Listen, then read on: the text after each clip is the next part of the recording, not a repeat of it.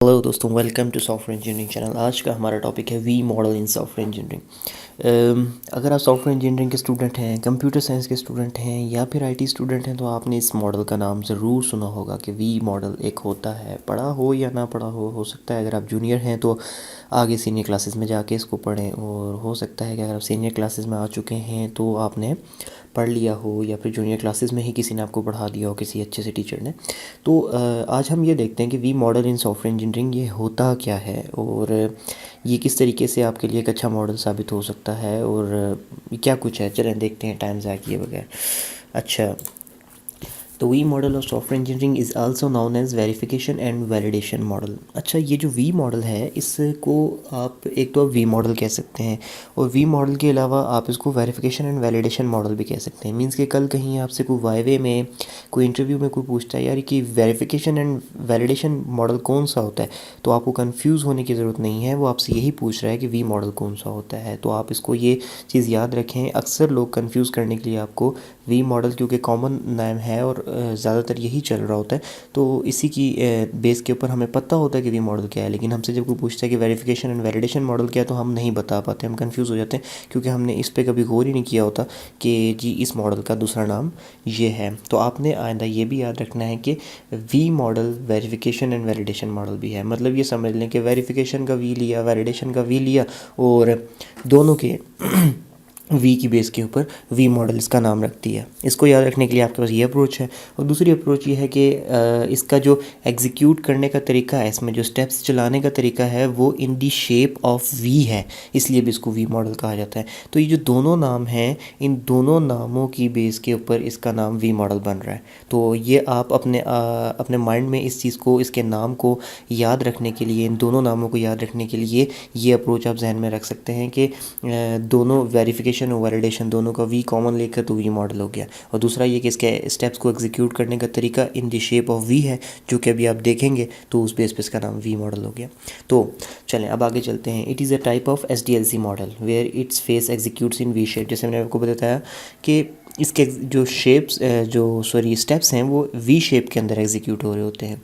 अच्छा, अब इसका ये जो एक है ये टाइप है SDLC की। SDLC क्या होता है? Software development life cycle. मतलब जब आप सॉफ्टवेयर डेवलप कर रहे होते हैं तो उसके अंदर आप एक लाइफ साइकिल पूरा फॉलो करते हैं ना, स्टेप 1, स्टेप 2, स्टेप 3, स्टेप 4, फिर रिपीट, फिर स्टेप 1, फिर स्टेप 2, और समटाइम रिपीट नहीं भी करते। तो एक लाइफ साइकिल होता है जो आपको पूरा रिक्वायरमेंट गैदर करने से फाइनल तक सॉफ्टवेयर रेडी करने तक लेके जा रहा होता है। पूरा सॉफ्टवेयर को डेवलप करने का एक लाइफ साइकिल होता है। तो इसके लिए बहुत सारे मॉडल अब मौजूद हैं, आपको ये पता ही है, वाटरफॉल और स्पिरल और दूसरे तीसरे कितने सारे मॉडल मौजूद हैं। उसी तरीके से ये भी एक मॉडल है, और ये भी आपको सॉफ्टवेयर डेवलप करने के अंदर पूरे लाइफ साइकिल में हेल्प करता है। अच्छा, the major plus point of this V model is that it overcomes a drawback of waterfall model which you cannot go back to the previous stage of correction. ठीक हो गया। अब आपने देखा होगा कि आप वाटरफॉल मॉडल अगर आप ने पढ़ा है और देखा है तो उसके अंदर एक सबसे बड़ा ड्रॉबैक क्या होता है कि आप अगर स्टेप 1 से स्टेप 2 पे आ जाते हो तो आप स्टेप 2 पे आ चुके हो। अब आप स्टेप 2 से स्टेप 3 पे तो जा सकते हो, लेकिन 2 से दोबारा 1 पे नहीं जा सकते। यानी कि क्या, आप वापस पीछे नहीं जा सकते। इसीलिए उसका नाम वाटरफॉल है कि वो एक वाटरफॉल की तरह, जैसे पानी की वाटरफॉल होती है उसकी तरह, जैसे वो नीचे बह रही होती है, नीचे से वापस ऊपर नहीं जा सकती। इसी तरीके से वाटरफॉल मॉडल फॉलो करते हुए आप ऊपर से नीचे तो आ सकते हो, नीचे से वापस ऊपर नहीं जा सकते। इसी बेस पे उसका नाम वाटरफॉल रखा गया। तो वो जो ड्रॉबैक था वो किसी न किसी तरीके से इन्होंने वी मॉडल के अंदर कवर कर लिया, और बाकी तरीका जो है ये तकरीबन वही वी मॉडल वाला फॉलो कर रहे हैं। अब आप आगे देखते हैं चलें कि किस तरीके से इन्होंने कवर किया। It also allow you to test software at each stage in reverse manner. सही है, define it in a few minutes. चले मैं आपको आगे जाकर इसको बताता हूँ, क्योंकि कुछ चीज़ें ऐसी होती हैं कि जिनकी डायग्राम सामने आ जाए तो हम उसको ज़्यादा अच्छे से समझ सकते हैं। बहरहाल ये थ्योरेटिकल कंसेप्ट है, ये भी पता होने चाहिए कि इसका नाम वेरिफिकेशन वैलिडेशन भी होता है। और इसके अलावा ये है कि ये वाटरफॉल मॉडल का जो एक ड्रॉबैक था कि हम पीछे नहीं जा सकते, उसको भी एक तरीके से ओवरकम कर रहा है। और जो है इसके अंदर आप किसी भी तरीके कहीं से भी जो है टेस्ट कर सकते हैं सॉफ्टवेयर को, रिवर्स मैनर के अंदर टेस्टिंग होती है। ये सारी चीज़ें हमने देख तो ली, अब हम पढ़ तो ली, अब हम आगे जाके देखते भी हैं कि सब कुछ कैसे हो रहा होता है। तो लेकिन पहले ये कि क्योंकि इसका नाम क्या है, वेरिफिकेशन एंड वैलिडेशन मॉडल, तो हम पहले ये भी देख लेते हैं कि वेरिफिकेशन एंड वैलिडेशन मॉडल क्या होता है, या फिर verification and validation in software engineering क्या चीज़ होती है। तो पहले तो मैं आपको बताता चलूँ फर्स्ट पॉइंट में कि इस वेरिफिकेशन एंड वैलिडेशन के टॉपिक पे मैंने एक कंप्लीट वीडियो बना रखी है। तो अगर आपको इसका बिल्कुल कंसेप्ट नहीं है, इन डेप्थ आप जानना चाहते हैं इस कंसेप्ट को, तो वैसे एक इंपॉर्टेंट टॉपिक है, मेरी यही आपको सजेशन होगी कि आप वो वीडियो जाके देख लें। लिंक आपको डिस्क्रिप्शन में मिल जाएगा इस वीडियो के। ओके, वैसे आपको एक अब्स्ट्रैक्ट लेवल पे यहाँ पे भी बता देता हूँ कि क्या होता है। Verification is the process of checking whether the software meet the specifications. मतलब ये कि आपको सॉफ्टवेयर बनाने के लिए जो कुछ स्पेसिफिकेशंस दी गई हैं कि सॉफ्टवेयर ऐसा होना चाहिए, ऐसा होना चाहिए, ऐसा होना चाहिए, तो क्या सॉफ्टवेयर उन स्पेसिफिकेशंस को मीट करता है या नहीं, इसको कहते हैं verification. Validation, process of checking whether the specifications meet the customer requirement. तो अब वो जो स्पेसिफिकेशन है वो आगे कस्टमर की रिक्वायरमेंट को मीट कर रही हैं या नहीं, ये सॉफ्टवेयर बनने के बाद हम उसको वैलिडेट करके देख लेते हैं। तो इसको क्या कहते हैं, वैलिडेशन। अब आप सोच रहे होंगे कि इसने वेरिफिकेशन और वैलिडेशन में क्या बताया, जो लिखा हुआ था उसको इसने पढ़ के तो आगे उर्दू और हिंदी में तर्जुमा कर दिया है। That's not a big deal. तो चलिए मैं आपको इसको एक अपनी हमेशा की तरह डेली लाइफ एग्जांपल से समझाता हूँ। वेरिफिकेशन क्या है? वेरिफिकेशन ये है कि आप देखते हो कि जो स्पेसिफिकेशंस थी उसके साथ सॉफ्टवेयर मीट कर रहा है या नहीं। अब मैं आपको डेली लाइफ एग्जांपल क्या देता हूँ कि आप एक टेलर हो जो कपड़े सीता है, ठीक है, तो उसकी वेरिफिकेशन कैसे होगी कि कस्टमर ने ये कहा था कि जो मेरी शर्ट सीनी है उसमें 2 हाथों की जगह होनी चाहिए और क्या होना चाहिए, एक कॉलर होना चाहिए, ठीक हो गया। तो ये स्पेसिफिकेशंस थी। हमने ये देख लिया कि हाँ जी ये शर्ट जो सिल रही है इसमें 2 हाथ डालने की जगह, 2 बाजू डालने की जगह बन चुकी है, मतलब स्लीव्स बन चुकी हैं, और शर्ट में जो है कॉलर वगैरह लगा हुआ है, बटन वगैरह लगे हुए हैं, ठीक है, दैट्स इट। ये जो शर्ट बनाने की स्पेसिफिकेशंस थी उससे मीट हो गया, यहाँ तक ये वेरिफिकेशन हो गई, ठीक है। वैलिडेशन क्या है? जब शर्ट बन जाएगी उसके बाद आप ये देखते हो कि हाँ जी स्लीव्स तो मौजूद हैं, बटन्स तो मौजूद हैं, लेकिन एग्जैक्टली कस्टमर की रिक्वायरमेंट्स को मीट कर भी रही है नहीं। यानी कि कस्टमर की रिक्वायरमेंट ये थी कि मुझे मीडियम साइज़ चाहिए, तो कहीं आपने लार्ज साइज़ तो नहीं बना दिया, एग्जैक्टली उसके साइज़ के मुताबिक है या नहीं। तो ये एक मैंने छोटी सी एग्जांपल दी है आपको कि स्पेसिफिकेशन तो ये होंगी कि जी एक शर्ट बनानी है तो उसकी 2 स्लीव्स होनी चाहिए, सही है, और उसके अंदर जब आप वेरीफाई करोगे तो ये चीज़ आप चेक कर लोगे कि जी शर्ट बन रही है और इसकी 2 स्लीव्स रखी गई हैं या नहीं रखी गई। तो वैलिडेशन ये होगी कि शर्ट बनने के बाद ये देखा जाएगा कि जो स्पेसिफिकेशन है वो आगे कस्टमर की नीड को भी मीट कर रही है या नहीं, यानी कि स्लीव्स जो रखी गई हैं वो उसी साइज़ के मुताबिक रखी गई हैं या नहीं जो कस्टमर ने दिया था, या फिर अगर नहीं रखी गई तो फिर तो शर्ट बेकार है उसके लिए। तो चलें, ये एक छोटी सी एग्जांपल है। अगर अभी भी आप कंफ्यूज हैं तो इस वक्त मैं वेरिफिकेशन और वैलिडेशन के डिटेल में नहीं जा सकता क्योंकि हमारा टॉपिक वी मॉडल है। तो आपसे रिक्वेस्ट है कि आप जाकर पहले वो वीडियो देख लें वेरिफिकेशन वैलिडेशन की, आपको चीज़ें बहुत अच्छे से क्लियर हो जाएंगी। उसके बाद आप ये देखें, आपको ये क्लियर हो जाएगा। खैर, V model allow you to verify and validate in parallel. अच्छा, अब ये चीज़ें जो हमने पढ़ ली हैं कि ये वेरीफाई और वैलिडेट आपको पैरेलल करने की भी अप्रोच प्रोवाइड करता है। तो हम ये सारी चीज़ें साथ साथ देखते हैं। अब अभी तक आपकी सारी चीज़ें आपको माइंड में आ तो गई हैं, लेकिन अभी तक आपके माइंड के अंदर चीज़ें क्लियर नहीं हुई। तो फिलहाल मैंने आपको चीज़ें खुद क्लियर की भी नहीं है, मैंने आपके माइंड में सारे पॉइंट्स डाले हैं। अब मैं आपको लेके चलता हूँ आगे, जहाँ पे मैं चीज़ें आपको क्लियर करूँगा। आगे कौन सी जगह है? डायग्राम। क्योंकि हमारा माइंड इमेजेस की शक्ल में चलता है, थ्योरी की शक्ल में नहीं चलता, तो इमेजेस पे से चीज़ें अमूमन ज़्यादा क्लियर होती हैं। तो चले हम देखते हैं। अब लेफ़्ट साइड पे ये जो एक स्लोप बनी हुई है जिसके अंदर हम ऊपर से नीचे की तरफ आ रहे हैं, यानी कि requirement gathering, system analysis, software design, module design and coding, ठीक है, ये है पहला स्टेज, ठीक हो गया। इसके बाद ये हम रिक्वायरमेंट गैदरिंग की तरफ से नीचे आते चले जाते हैं, कहाँ तक आते हैं? कोडिंग तक आके फिर दूसरी तरफ वापस ऊपर चले जाते हैं, unit testing, integration testing, system testing and acceptance testing तक, ठीक हो गया। अब देखें इसका जो वर्किंग का जो फ्लो है वो किधर से है? रिक्वायरमेंट गैदरिंग से शुरू होकर कोडिंग तक आ रहा है, फिर कोडिंग से वापस रिवर्स में ऊपर जा रहा है यूनिट टेस्टिंग से एक्सेप्टेंस टेस्टिंग तक। तो ये चल किस तरीके से रहा है? इन दी शेप ऑफ वी, इसलिए इसका क्या नाम हो गया? वी मॉडल, ठीक हो गया। पहली बात आपको क्लियर हो गई जो मैंने आपको स्टार्ट में बताई थी। अच्छा, दूसरी बात ये कि इसका नाम मैंने आपको बताया था वेरिफिकेशन एंड वैलिडेशन मॉडल भी है। तो देखें, जो पहली स्लोप है रिक्वायरमेंट गैदरिंग से लेके कोडिंग तक, इसमें साथ साथ वेरिफिकेशन हो रही है। कैसे हो रही है मैं भी बताता हूँ, लेकिन आप डायग्राम में देखें, लिखा हुआ है ना कि नीचे ऊपर से नीचे तक वेरिफिकेशन हो रही है। अच्छा, उसके बाद कोडिंग से वापस एक्सेप्टेंस टेस्टिंग तक राइट साइड पर अगर आप देखेंगे तो क्या हो रहा है? साथ साथ वैलिडेशन हो रही है, दोनों काम चल रहे हैं, इसलिए इसका नाम वेरिफिकेशन एंड वैलिडेशन मॉडल भी होता है। अब चलें, ये चीज़ें जो आपको पहले स्टेप्स थे वो तो क्लियर हो गए होंगे, ठीक हो गया। अब हम आगे वाले स्टेप्स देखते हैं जो हमने जिक्र किए थे। पहले हम क्या करते हैं इसके अंदर?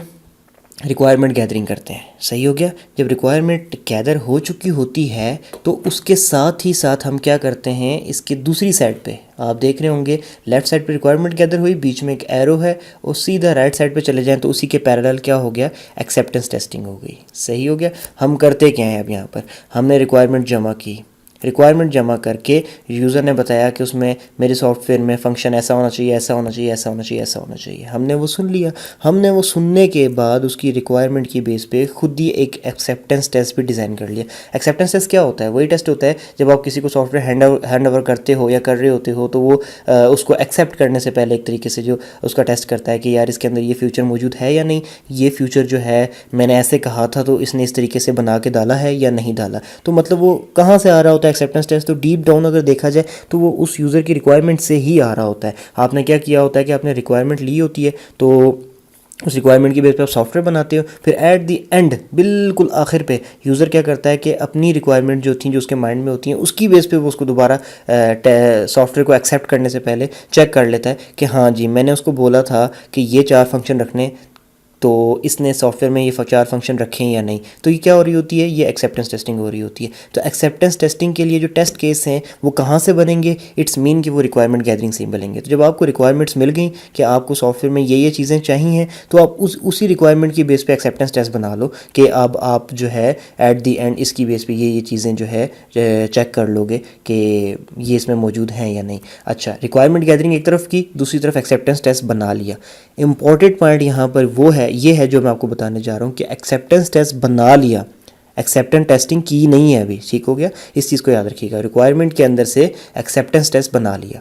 अब ये 2 काम आपको हो गए। अब यहाँ पर मैं एक पॉइंट आपको जो हमने पीछे पढ़ा था आपको बताता जाऊँ कि वेरिफिकेशन और वैलिडेशन एक तरीके से इसके अंदर पैरेलल चल रही होती हैं। तो ये चीज़ आपको समझ आ गई होगी। पैरेलल कैसे हैं कि रिक्वायरमेंट गैदरिंग हुई और रिक्वायरमेंट गैदरिंग के साथ साथ हमने दूसरी तरफ एक्सेप्टेंस टेस्ट भी बना लिया। मीन्स कि जो रिक्वायरमेंट बनती जा रही थी कि जी एक बटन ऐसा होना चाहिए जो कि ये काम करे, तो हमने उसी की बेस के ऊपर एक दूसरी तरफ एक्सेप्टेंस टेस्ट बना लिया कि क्या एक बटन ऐसा मौजूद है जो कि ये काम कर रहा है। देखें, रिक्वायरमेंट गैदरिंग भी हो रही है, एक्सेप्टेंस टेस्टिंग भी हो रही है। अब एक साइड वेरिफिकेशन की है, एक साइड वैलिडेशन की है, तो दोनों चीज़ें क्या हो रही हैं, पैरेलल चल रही हैं। रिक्वायरमेंट गैदरिंग कर ली, एक्सेप्टेंस टेस्ट जो है क्रिएट हो गया। नेक्स्ट के सिस्टम एनालिसिस किया। सिस्टम एनालिसिस करने के बाद सिस्टम एनालिसिस साथ साथ करते गए और सिस्टम एनालिसिस साथ साथ करने के बाद उसी के पैरेलल सिस्टम टेस्टिंग के टेस्ट केसेस भी तैयार कर लिए गए। ठीक हो गया। नेक्स्ट के सॉफ्टवेयर डिज़ाइन बनाया। सॉफ्टवेयर डिज़ाइन जो है वो साथ साथ तैयार करते गए और उसी के साथ साथ दूसरी तरफ इंटीग्रेशन टेस्टिंग भी के टेस्ट केसेस भी तैयार करते गए। अच्छा, मैं आपको बार बार ये बात बता रहा हूँ, अभी पहले भी बताई कि अभी जो हम पैरेलल कर रहे हैं वो टेस्टिंग नहीं कर रहे, टेस्ट केसेस तैयार कर रहे हैं। जैसे सॉफ्टवेयर डिज़ाइन बनाया और दूसरी तरफ इंटीग्रेशन टेस्टिंग के टेस्ट केसेस तैयार हो जाएंगे। अब इंटीग्रेशन टेस्टिंग के टेस्ट केसेस सॉफ्टवेयर डिज़ाइन के ऊपर कैसे तैयार होंगे ये भी मैं आपको बता देता हूँ ताकि आपको और क्लियर हो जाए। वो ऐसे तैयार होंगे कि हम सॉफ्टवेयर के मुख्तलिफ कंपोनेंट्स को डिज़ाइन कर रहे हैं तो हम क्या करेंगे कि हम इस तरीके से डिज़ाइन करेंगे ना कि वो आपस में एक दूसरे के साथ इंटीग्रेट हो सकें। ये तो प्राइमरी नीड है। तो हम क्या करेंगे कि जब हम एक तरीके से डिज़ाइन ही ऐसा कर रहे हैं कि इंटीग्रेशन साथ साथ हो सके, तो हमें इस वक्त डीप डाउन पता है कि इंटीग्रेशन के लिए हमने क्या क्या स्टाइल रखे हुए हैं। तो हम क्या करेंगे कि उसकी बेस पे हम टेस्ट केसेस डेवलप कर देंगे और ये बाद में ताकि इजीली हम चेक कर सकें कि क्या जो हमारी रिक्वायरमेंट थी कि ये वाला कंपोनेंट यानी कंपोनेंट 1 कंपोनेंट 2 एक दूसरे के साथ इंटीग्रेट हो सकें, तो उसकी बेस पे हमने ये टेस्ट केस भी बनाया था कि क्या ये इंटीग्रेट हो रहे हैं। तो अब ये कंपोनेंट्स बन चुके हैं तो हम इनको इंटीग्रेट करके देखें कि क्या ये होते हैं या नहीं होते। अच्छा, फिर उसके बाद आ गया मॉड्यूल डिज़ाइन। मतलब कि आप जब सॉफ्टवेयर बना रहे होते हैं उसमें बहुत सारे कंपोनेंट होते हैं, बहुत सारे मॉड्यूल होते हैं, तो उसमें से किसी एक कंपोनेंट को डिज़ाइन करना। जब आप एक कंपोनेंट डिज़ाइन करेंगे तो उसी के पैरेलल आप दूसरी तरफ यूनिट टेस्ट का जो है टेस्ट केस बना लेंगे। मतलब ये कि एक एक कंपोनेंट जैसे जैसे आप बनाते जाएंगे और आपको पता होगा कि इस कंपोनेंट में ये फंक्शन है। लेट्स सपोज कि एक कंपोनेंट में ये फंक्शन है कि 2+2 भी करता है, 5+5 भी करता है, तो आपने दूसरी तरफ एक टेस्ट केस डिज़ाइन कर लिया। उस टेस्ट केस में लिख दिया कि हमने चेक ये करना है कि क्या ये 2+2 करके इसका आंसर 4 सही से दे रहा है या नहीं दे रहा, 5+5 करके इसका आंसर सही से 10 दे रहा है या नहीं दे रहा। टेस्ट केस बन गया, ये सारा कुछ तैयार हो गया। अब हम आ गए कोडिंग की तरफ। अब हमने जितनी भी पीछे रिक्वायरमेंट गैदर की, सिस्टम एनालिसिस किया, सॉफ्टवेयर डिज़ाइन किया और मॉड्यूल डिज़ाइन किया, उस सब को हम कोड कर देंगे। ठीक हो गया। जब कोडिंग हो गई, कोडिंग के बाद हमारे पास एक एक्चुअल में रनिंग सॉफ्टवेयर आ जाएगा। जब अब हमारे पास एक्चुअल में रनिंग सॉफ्टवेयर आ गया है तो अब हम क्या करेंगे, वापस यानी वैलिडेशन वाली साइड पे नीचे से ऊपर की तरफ जाएंगे और हम सबसे पहले क्या करेंगे कि कोड करके जो हमने सबसे पहले बनाया एक मॉड्यूल जो होगा उसको टेस्ट करेंगे। ठीक हो गया। मॉड्यूल हमने सबसे आखिर में बनाया था लेकिन उसको सबसे पहले टेस्ट करेंगे। ठीक है। और टेस्ट किस बेस पे करेंगे कि हम जब मॉड्यूल डिज़ाइन कर रहे थे तो हमने उसी के साथ उसका टेस्ट केस डिज़ाइन कर दिया था। उस टेस्ट केस की बेस के ऊपर हम उस मॉड्यूल की टेस्टिंग कर देंगे। और एक सिंगल मॉड्यूल की टेस्टिंग कौन सी टेस्टिंग होती है, यूनिट टेस्टिंग। सही हो गया। यहाँ से ऊपर जाएंगे तो अब हम क्या करेंगे, हमारे पास मॉड्यूल्स क्योंकि काफ़ी सारे थे तो उनको आपस में हम कोड कर चुके हैं, अब उनको आपस में हम इंटीग्रेट करके टेस्ट करेंगे। इंटीग्रेट टेस्टिंग के लिए हमें टेस्ट केसेस कहाँ से मिले, जब सॉफ्टवेयर डिज़ाइन कर रहे थे उस वक्त हमने बना लिए थे क्योंकि हमें पता था कि सॉफ्टवेयर के अंदर कंपोनेंट किस तरीके से इंटीग्रेट करने हैं। तो ज़बरदस्त किस्म के टेस्ट केसेस हमारे पास ऑलरेडी बने हुए हैं। अब उसकी बेस पे हमने कोडेड सॉफ्टवेयर को इंटीग्रेट करके टेस्ट कर लेना है। फिर उसके बाद हम यहाँ से और ऊपर जाएंगे तो हम क्या कर लेंगे कि जब पूरा इंटीग्रेट करने के बाद सिस्टम बन चुका होगा तो एक ओवरऑल एक जो सिस्टम बना होगा उसको हम टेस्ट कर लेंगे। अच्छा, सिस्टम को जो हम टेस्ट कर रहे हैं उसका टेस्ट केस कहाँ से आया, जब हम पूरे सिस्टम में एनालिसिस कर रहे थे रिक्वायरमेंट गैदरिंग के बाद तो हमने उस वक्त टेस्ट केसेस बना लिए थे। ज़बरदस्त किस्म के इन डेप्थ टेस्ट केसेस हमारे पास बने हुए मौजूद होंगे क्योंकि वो एनालिसिस के टाइम के बने हुए। तो हम उसकी बेस के ऊपर हम क्या करेंगे कि सिस्टम की टेस्टिंग कर लेंगे। अच्छा, फिर उसके बाद हम यहाँ से वापस ऊपर जाते हैं। आखिर पे आता है एक्सेप्टेंस टेस्टिंग, मतलब बिल्कुल एंड पे जब आप कस्टमर को दे रहे हो तो उस टाइम जाकर आप जो एक होती है ना, मतलब फाइनल टेस्टिंग के मतलब ये कि मैं कोई चीज़ आपके हैंड ओवर कर रहा हूँ तो मैं आपको कोई चीज़ चेक करा देता हूँ कि मतलब ये देखें जी ये फीचर भी सही काम कर रहा है, ये फीचर भी सही काम कर रहा है। या फिर आप ख़रीदने से पहले जो है मुझसे कोई टेस्टिंग डिमांड करते हो, ये चल रहा है या नहीं, ये चल रहा है या नहीं। तो वो सारी की सारी टेस्टिंग्स जो है आपकी जो रिक्वायरमेंट के मुताबिक थी वो हम एक्सेप्टेंस टेस्टिंग में टेस्ट कर लेंगे। अब एक्सेप्टेंस टेस्टिंग के लिए टेस्ट केस हमें कहाँ से मिला,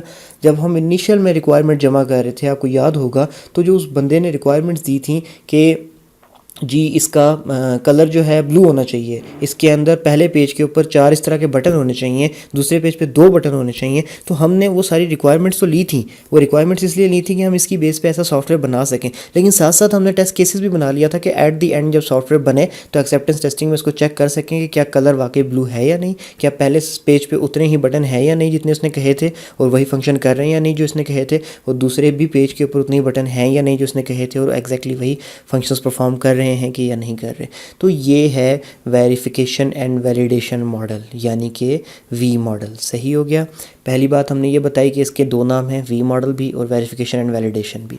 तो इसकी शेप देखकर वेरिफिकेशन एंड वैलिडेशंस के वी को देख के आपको ये क्लियर होना चाहिए कि इसका वी मॉडल नाम क्यों है। उसके बाद हमने इसको बताया कि इसके दोनों काम पैरेलल चल रहे होते हैं, वेरिफिकेशन भी एंड वैलिडेशन भी। तो वो भी हमें यहाँ पर क्लियर हो गया कि पैरेलल कैसे चल रहे होते हैं। रिक्वायरमेंट गैदर की तो उस रिक्वायरमेंट के अंदर से एक्सेप्टेंस टेस्ट बना लिया। इस तरीके से system analysis, software design module, हम तीनों कामों के लिए यही काम दूसरी तरफ किया।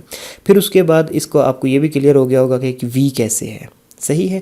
ये सारी की सारी चीज़ें आपको इसके अंदर 100% क्लियर हो गई होंगी। तो ये होता है वी मॉडल। अगर अभी भी इसके अंदर कोई कन्फ्यूजन है तो क्वेश्चन ना करें, क्वेश्चन करने से पहले इस वीडियो को दोबारा गौर से सुनें। दोबारा गौर से सुनेंगे तो आपको ये वीडियो क्लियर हो जाएगी, क्योंकि इसमें कुछ जो चीज़ें हैं वो हैं कुछ इस किस्म की कि उनको डिफ़ाइन करते हुए शायद, या फिर मेरी डिफ़ाइन हुई हुई चीज़ों को सुनते हुए शायद आप थोड़े से कन्फ्यूज़ हो गए। तो एक दफ़ा जब आप दोबारा क्लियर करेंगे, दोबारा सुनेंगे तो आपको चीज़ें क्लियर हो जाएंगी। हाँ, अगर फिर भी क्लियर नहीं होती तो आप किसी इस वीडियो के कमेंट सेक्शन में जाकर तो अपना क्वेश्चन ड्रॉप कर सकते हैं, मैं आपको ज़रूर जवाब दूंगा। अगर फिर भी आप मुझसे इन डिटेल डिस्कस करना चाहते हैं तो फेसबुक पे हमारा पेज मौजूद है और लिंक्स जो है हमारे चैनल यूट्यूब चैनल पे उस पेज के दिए हुए हैं। आप वहाँ पर आएँ, मुझे मैसेज करें, मैं आपको कम्प्लीटली डिटेल दूँगा कि क्या काम कैसे हो रहा होता है। Thank you very much.